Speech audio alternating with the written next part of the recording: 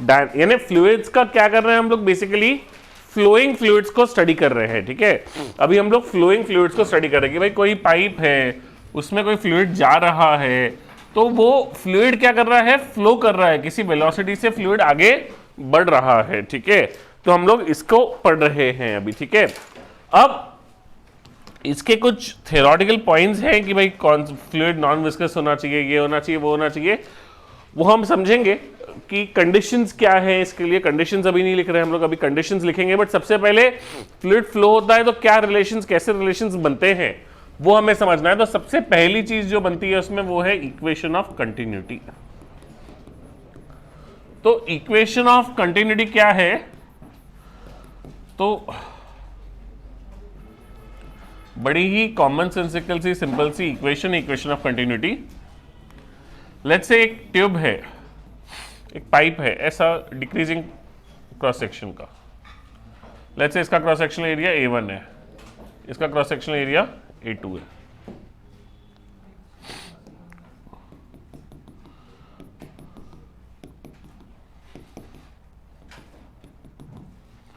अब इसमें से पानी फ्लो कर रहा है, ठीक है।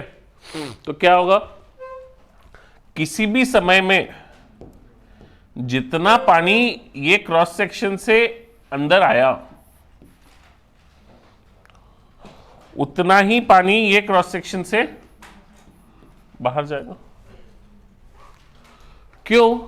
क्योंकि इसमें अगर एक्स्ट्रा पानी, यानी जितना पानी, मान लो अब एक बार फ्लो सेट हो गया है, इसमें कुछ पानी भरा हुआ है, अब इसमें अगर मान लो 10 लीटर और आया तो ये तो ऑलरेडी फिल था, तो इसमें तो पानी रखने के लिए जगह नहीं है, तो जितना इसके अंदर घुसा उतना इसके अंदर से बाहर निकलेगा।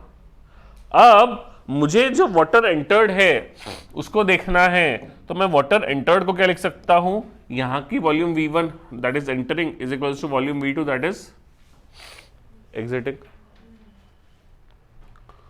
बराबर है ना, जितना एंटर कर रहा है दैट इज इक्वल्स टू जितना एग्जिट कर रहा है। V1 को क्या लिख सकता हूं मैं, या इसको भी मैं लिखूंगा V1 by T equals to V2 by T, T2 V2 by T. What is V1? Volume per unit time, यानी V1 is volume by T is per unit time.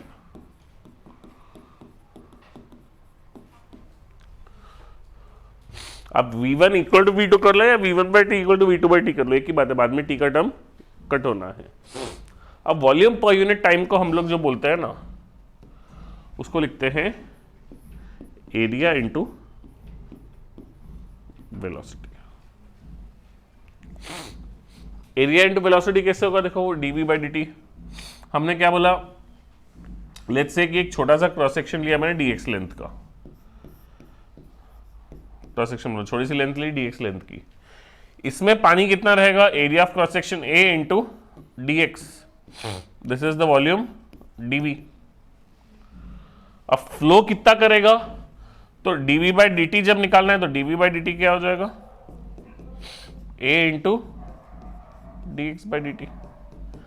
dx by dt क्या हो गया, velocity. तो इसको बोला जाता है volumetric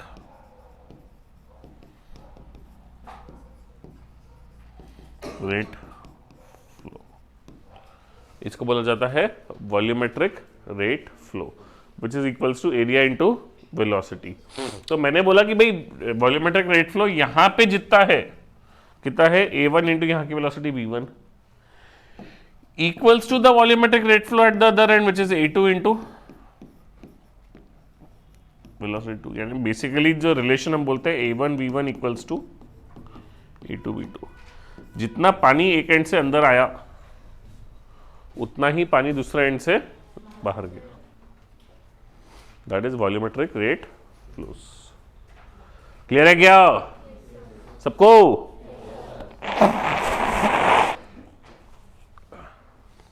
अब इसका मतलब क्या है कि पाइप का एरिया ज्यादा है तो यहां पे वेलोसिटी क्या होगी, कम। पाइप का एरिया कम कर दिया तो यहां वेलोसिटी क्या हो जाएगी, ज्यादा। जैसे जैसे आपका एरिया चेंज होता जाएगा वैसे वैसे क्या होती जाएगी, वेलोसिटी भी चेंज होते जाएगी according to the area. Clear है क्या? अब ये तो क्या था, एक सिंगल इनपुट सिंगल आउटपुट। इसमें हम लोग और भी सवाल आते हैं।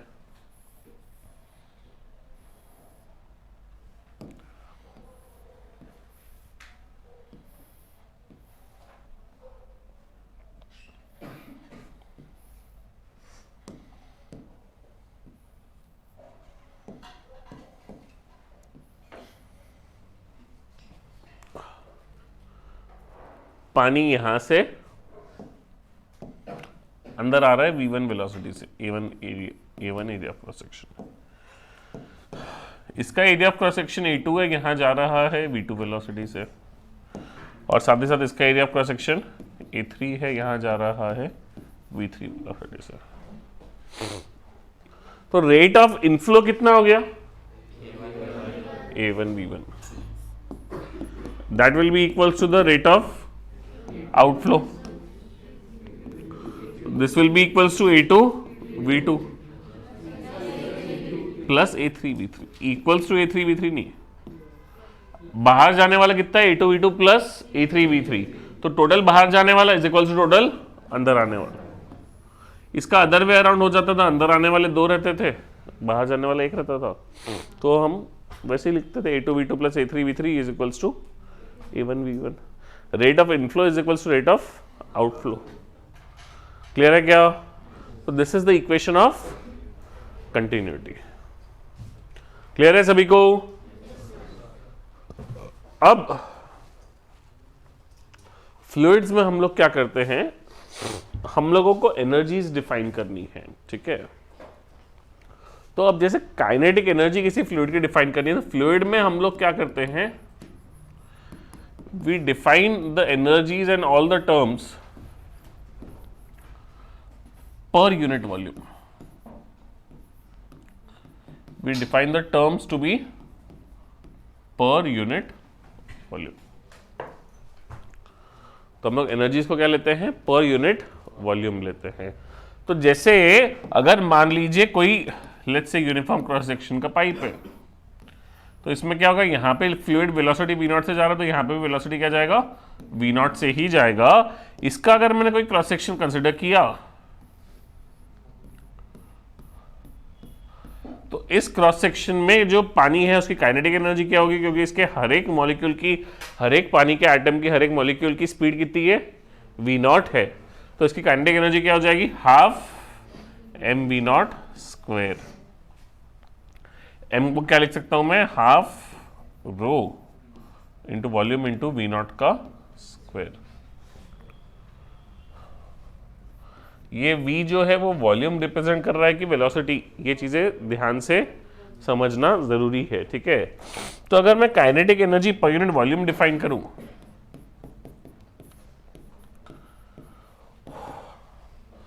तो वो क्या हो जाएगा, half rho into volume into velocity का square divided by volume, which is half into rho into velocity का स्क्वायर।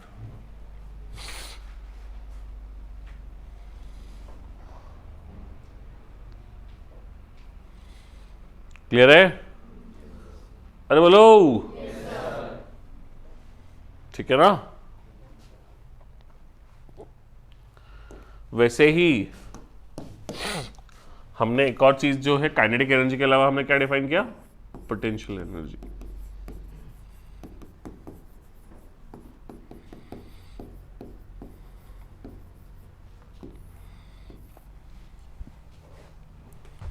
वापस इसको भी कैसे करेंगे, पर यूनिट वॉल्यूम। वही सेम फंडा, पानी ऊपर जा रहा है, मान लो वर्टिकल पाइप है, किसी क्रॉस सेक्शन में पोटेंशियल एनर्जी कितनी हो जाएगी, mgh।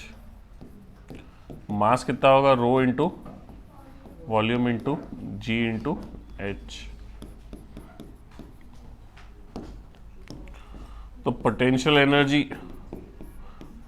पर unit volume is equals to rho into volume into g into h upon volume, which is rho g H. Basically बहुत ही सिंपल सा फंडा है, आप सोचो तो हम पर यूनिट वॉल्यूम कर रहे हैं तो हमारा फॉर्मूला अगर हाफ एम बी स्क्वायर था तो एम बाय वॉल्यूम क्या हो जाएगा, डेंसिटी। एम जी एच है, एम बाय वॉल्यूम क्या हो जाएगा, डेंसिटी। तो एम जी एच का क्या हो जाएगा, रो जी एच। तो ये पोटेंशियल एनर्जी किस में हो गई, फ्लूइड्स की जब हमको लेना है तब हम क्या लेंगे, रो जी एच। काइनेटिक एनर्जी लेना है तो क्या लेंगे, हाफ रो बी स्क्वायर। इसमें एक टर्म और इंपॉर्टेंट आ जाती है, जैसे हम लोग अभी तक एनर्जी कंजर्वेशन करते थे, हमको फ्लूइड्स के लिए भी एनर्जी कंजर्वेशन करना है, बट फ्लूइड्स में हम एनर्जी कंजर्वेशन कैसे करेंगे, पर यूनिट वॉल्यूम करेंगे। तो डेल्टा के plus delta U is equals to work done. अब जैसे हमारा मोस्ट ऑफ द केसेस में नॉर्मल मैकेनिक्स में वर्क डन नहीं रहता था, या वर्क डन हम निकाल लेते थे। यहां पे क्या होगा, यहां पे भी हमेशा वर्क डन रहेगा।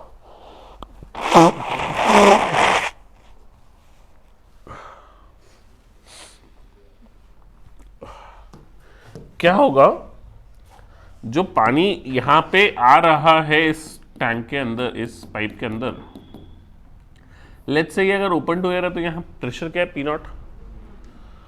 तो ये प्रेशर पी नॉट क्या करेगा, फोर्स लगाएगा।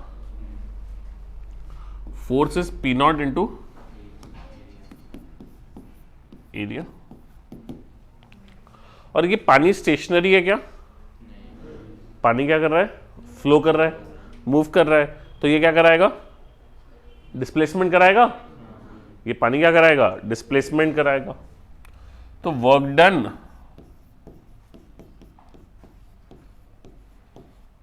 Will be pressure into area into displacement. But मुझे मेरा हिसाब कैसे निकालना है,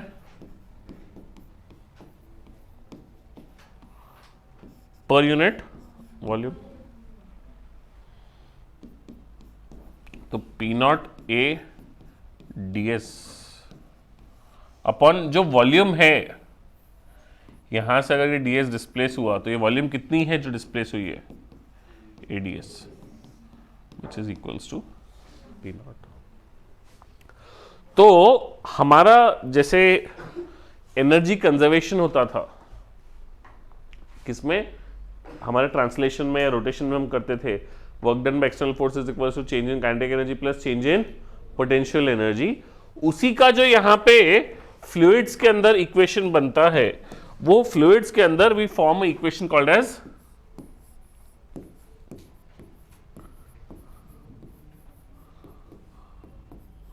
बर्नौलीज इक्वेशन।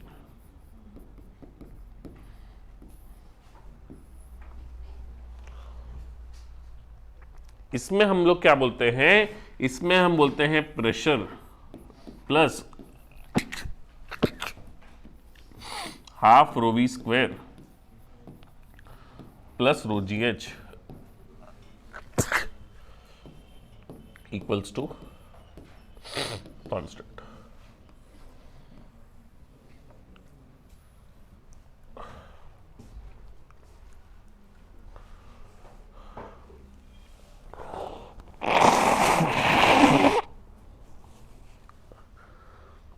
हमारा एनर्जी कंजर्वेशन हम किसके लिए लगाते थे, किसी मास के लिए, कोई बॉडी के लिए मास की।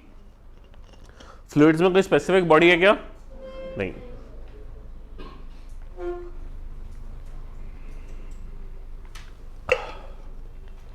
तो फ्लूइड्स में भी अप्लाई दिस फॉर एनी मास पर यूनिट वॉल्यूम। किसी यूनिट वॉल्यूम के सेक्शन के लिए हम लोग क्या कर रहे हैं, ये रिलेशंस लगा रहे हैं। तो ये जो है ये हमारी क्या है, बर्नौलीज इक्वेशन है। क्लियर है। इसको यूज कैसे करते हैं, क्या करते हैं, तो हमारा पूरा जो अभी बचा हुआ 2 क्लासेस और चलेगा ये चैप्टर, उसमें इक्वेशन यही है, कंसेप्ट यही है।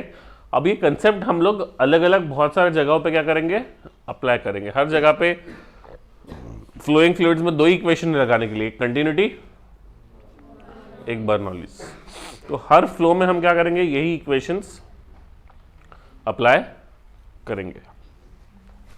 बहुत सिंपल से एग्जांपल से शुरू करते हैं कि बर्नौली कैसे लगाया जाता है। तो बढ़िया एक बर्तन में आपने टकाटक पानी भर के रखा है।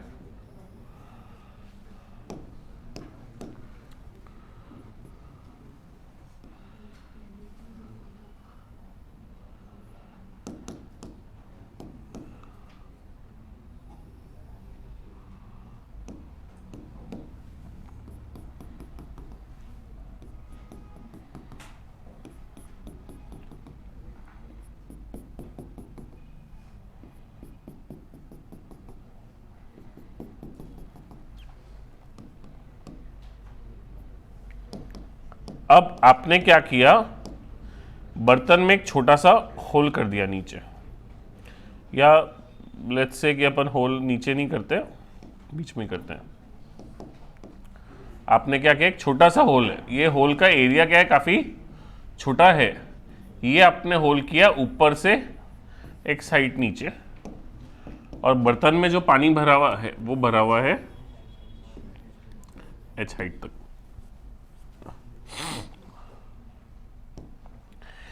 एक केस तो क्या है कि होल का एरिया बहुत छोटा नहीं होते हुए उसका एरिया A1 है, इसका एरिया A2 है। तो क्या होगा ये समझ रहा है कि आपको होल में से पानी बाहर निकलेगा। जैसे ही पानी होल में से बाहर निकलेगा, इसमें पानी का लेवल कम होगा। पानी का लेवल कम होगा मतलब क्या होगा, नीचे आएगा। भाई पानी का लेवल कम, पानी बाहर निकल रहा है, पानी कम हो रहा है, मतलब ये क्या होगा, टॉप का लेवल नीचे आएगा। तो इसकी वेलोसिटी अगर v2 है और ये पानी अगर v1 से बाहर निकल रहा है, तो जितना पानी बाहर निकलेगा उतना ही ये लेवल नीचे आएगा। तो A1 v1 equals to A2 v2।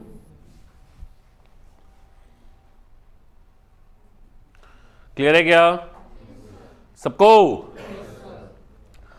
अब अगर मैंने एक स्पेशल केस लेके सॉल्व किया कि A1 is very small,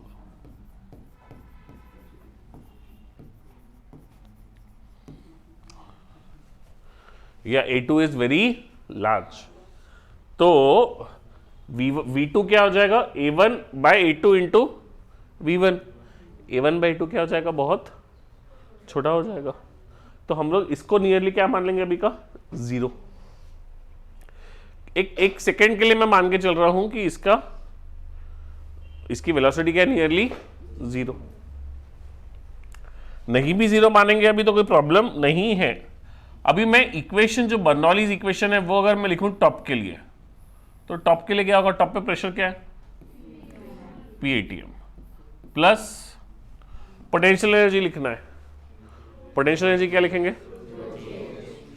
ρGH लिखेंगे, बट रेफरेंस क्या लिया आपने उसके लिए, बॉटम।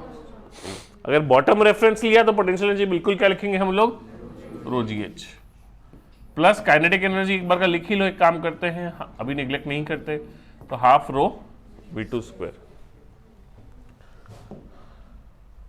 अब जैसे आपने इसके लिए लिखा वैसे ही आप इसके लिए भी लिख सकते हो, अंदर वाले पॉइंट के लिए। इसके लिए क्या हो जाएगा, प्रेशर क्या होगा, PATM प्लस ρGH।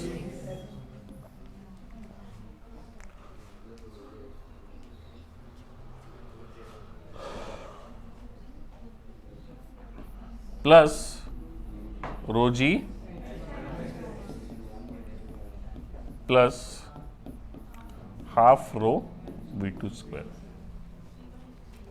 वैसे आपको याद होगा तो मैंने बोला था कि ρGH वगैरह ये सब चीजें हम लोग स्टैटिक्स के लिए निकाल रहे हैं, फ्लोइंग के लिए नहीं निकाल रहे हैं।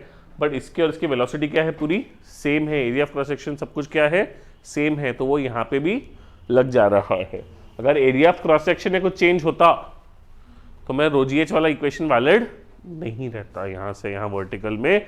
क्यों, देखिए हमारा फ्लोइंग फ्लूइड के लिए स्टैंडर्ड क्या है, बर्नौलीज इक्वेशन है। अभी क्या हो गया, ये दोनों का मैं इक्वेट कर सकता हूँ। जब इक्वेट करूंगा तो क्या होगा, PATM cut, half rho V2 square, half rho V2 square cut, ये ρGH ये माइनस ρGH कट जाएगा।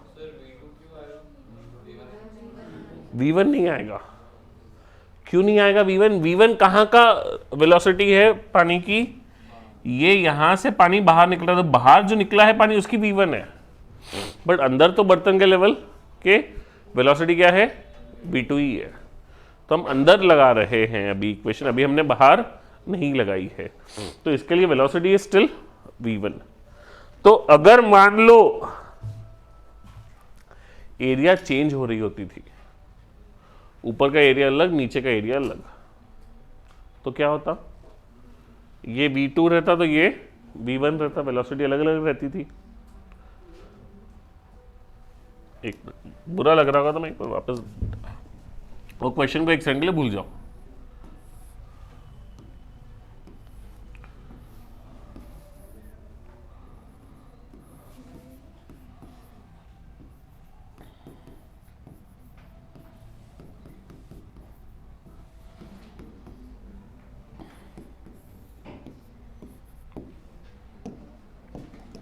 अब यहां का प्रेशर निकालना है PB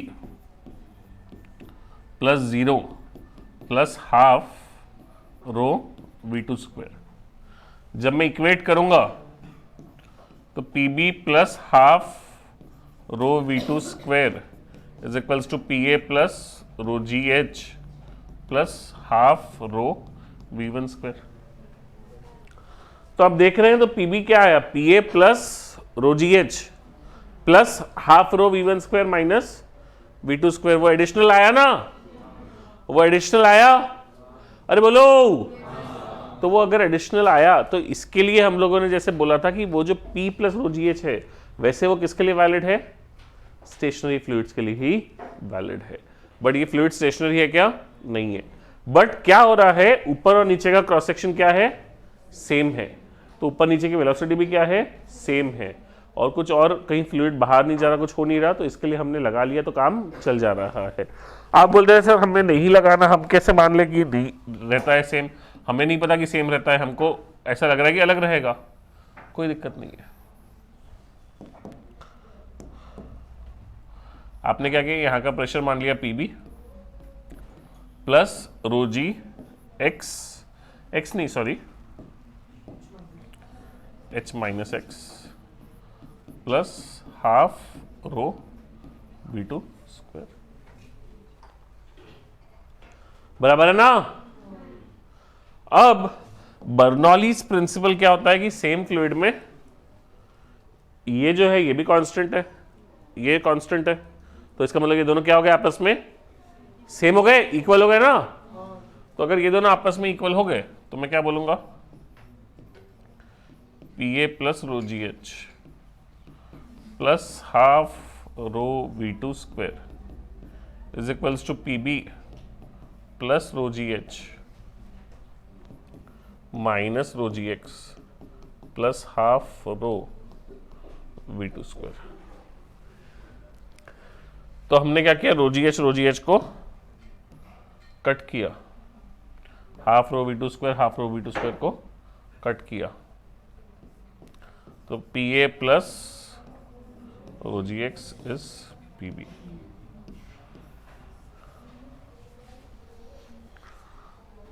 क्लियर है क्या? अब ये तो हमको निकालना ही नहीं था, ये तो हमने वैसे भी मान के चल ही लिए थे। हमको करना क्या है? निकालना क्या है? V1 निकालना है। V1 कैसे निकलेगा? हमने यही बर्नौली इक्वेशन यहां पे और यहां पे लगाई है। बाहर के पॉइंट के लिए जब मैं इक्वेशन लिखूंगा, बाहर के पॉइंट के लिए इक्वेशन क्या रहेगी?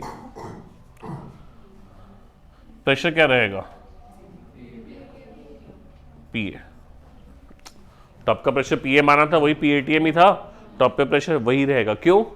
आप बोलोगे सर अंदर तो प्रेशर आपने PB लिया, अंदर तो प्रेशर आपने PA प्लस रो GX लिया, बाहर क्यों नहीं लिया? क्योंकि वो फ्लूइड क्या हो गया है? बाहर चला गया है, तो now it has become open to air. तो आजू बाजू में जो एयर का प्रेशर है वही उसका प्रेशर रहेगा, दैट विल बी PATM। तो ये हम किसके लिए लिख रहे हैं? जस्ट उसके बाहर के लिए, plus half rho V1 square plus potential energy rho G H minus x. अब ये और ये तीनों क्या है, सेम है, तीनों भी क्या है, सेम है। तो अब हम क्या करेंगे, इसको और इसको इक्वेट करेंगे।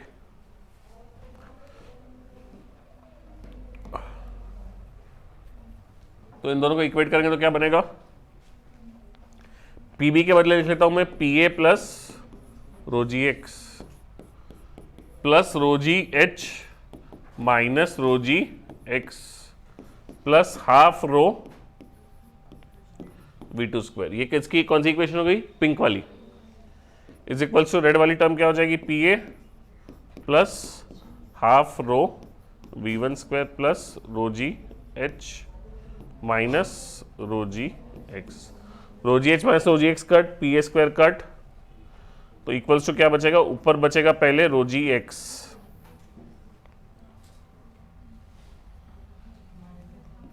Plus half rho b two square is equals to half rho b one square. क्या हुआ बोलो, कुछ कंफ्यूजन है क्या, बोलो। इक्वल क्यों है ये, क्योंकि ये उसी, ये बाहर है बोले तो ये अलग से नहीं है ना, ये फ्लूइड कौन सा है, ये कनेक्टेड ही है अंदर वाले टैंक वाले फ्लूइड से, तो ये फ्लूइड क्या कर रहा है, उसी टैंक से बाहर फ्लो कर रहा है, तो है ये सारा फ्लूइड कनेक्टेड। तो बर्नौली इसके लिए भी वैलिड है, उसी फ्लूइड से कनेक्टेड है। अगर तुम बोलोगे कि अंदर का फ्लूइड हमने हटा दिया एकदम से तो बाहर फ्लो होते रहेगा क्या, नहीं, तो वो कनेक्टेड फ्लूइड्स है,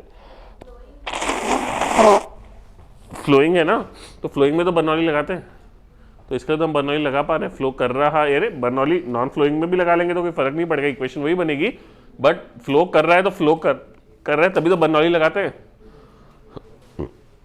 तो हमने क्या बोला कि एक कनेक्टेड फ्लूइड में का किसी भी पॉइंट का ये बाहर बाहर कहीं पे भी क्या रहेगा, हर जगह pressure plus kinetic plus gravitational, this will be equals to constant.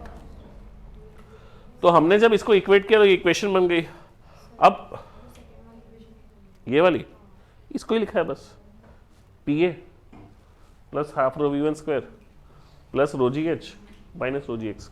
क्यों बोला मैंने, क्योंकि ये और ये इक्वल रहेंगे, किसके वजह से, बर्नौली इक्वेशंस की वजह से। बर्नौली इक्वेशन क्या बोलता है, pressure plus kinetic plus gravitational is constant, तो यहाँ का pressure plus kinetic plus gravitational equals to यहाँ का pressure plus kinetic plus gravitational. तो जब दोनों को इक्वेट किया तो बची हुई सारी टर्म्स कट गई, ये टर्म्स बची। अब इसको नेक्स्ट स्लाइड पे ले लेता हूं मैं,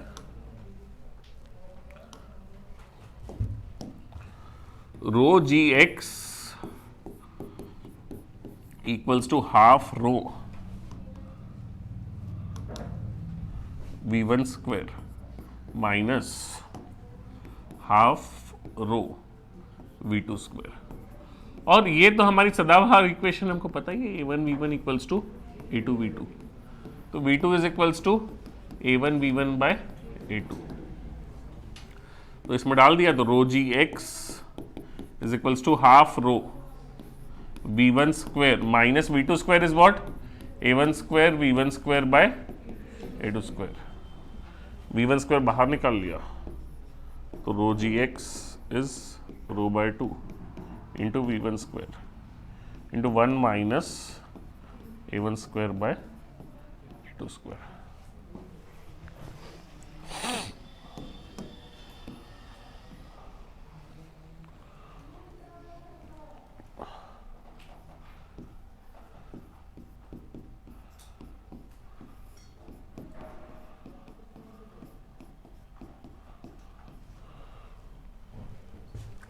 तो v1 इज इक्वल्स टू क्या हो गया, under root 2gx upon 1 minus A one square by A two square. ये हमारा नॉन कंडीशनल फॉर्मूला बन गया। a1 इज वेरी स्मॉल, ये हमने अभी तक कहीं पे यूज नहीं किया, अब मैं यूज कर लूं a1 is very small.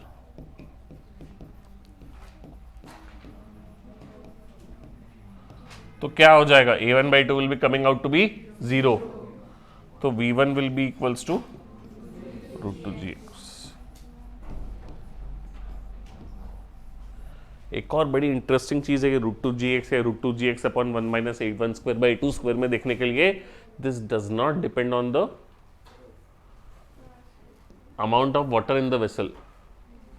It depends only on the water above that hole, orifice जिसको बोलते हैं। उस orifice के ऊपर कितना पानी है, उसके ऊपर कितना लेवल है, उसके ऊपर ही वो डिपेंड करेगा, उसके नीचे के लेवल्स पे वो डिपेंड नहीं करेगा।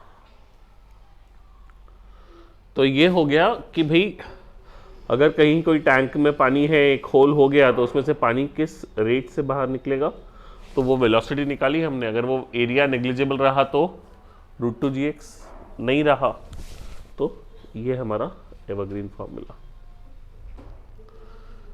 क्लियर? कोई कंफ्यूजन? किसी को कुछ बुरा लग रहा है? क्वेश्चन मार्क, सवाल, प्रश्न? बोलिए सर। और पीछे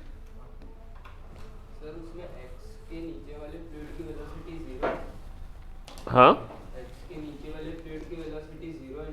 हाँ, तो जैसे ऊपर जो बर्नौली इक्वेशन से आया वो बॉटम मोस्ट पॉइंट के लिए अलग है। बॉटम मोस्ट पॉइंट तूने प्रेशर क्या ले लिया? ρgh ले लिया। ρgh वैलिड है क्या? हमने जो ऊपर का प्रेशर तूने Pa लिया तो नीचे का प्रेशर तूने लिखा होगा Pa plus ρgh, but that is not valid ना। ये कब बोला हमने? स्टेशनरी फ्लूइड्स के लिए। फ्लूइड स्टेशनरी है क्या? नहीं है। मैंने ये पार्ट में लगा लिया था पहले। क्यों लगा लिया था? क्योंकि पूरा फ्लूइड एक ही एरिया का एक ही वेलोसिटी से क्या कर रहा था? फ्लो कर रहा था। इसके लिए मैंने उसको लगा लिया था।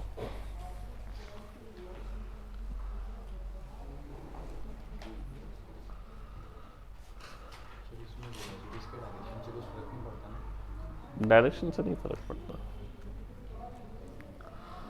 बोलिए बोलिए।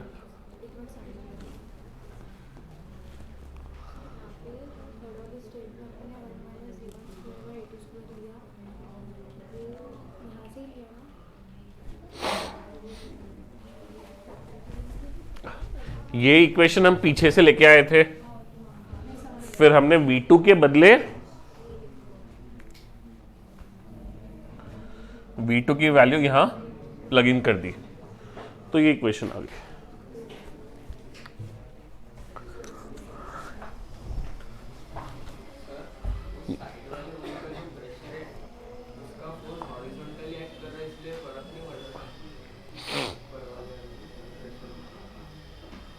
हाँ, उसका फोर्स, उसके वो फ्लूइड बाहर निकल रहा है तो उसके वजह से हॉरिजॉन्टल लेवल में जो भी होगा वो प्रेशर डिफरेंस चाहिए ना भी हॉरिजॉन्टल लेवल में। तो खुद सोच के देख, प्रेशर डिफरेंस नहीं रहा तो लिक्विड बाहर कैसे जाएगा? ठीक है ना। चलिए, तो इसको काफी डिटेल में पढ़ना है हमको, काफी कुछ चीजें हैं इसमें। और यही वाले केस में अभी क्या बोलते हैं हमारे कौन से केस में वो ऑरिफिस से लिक्विड बाहर फ्लो कर रहा है, उसमें और भी चीज़ें हैं जो हम लोग करते हैं, क्वेश्चंस भी करते हैं थोड़े। तो कंप्लीट नहीं हुआ है पूरा हमारा टॉपिक, बट एक बेसिक आइडिया आप लोगों को लगा होना चाहिए उससे।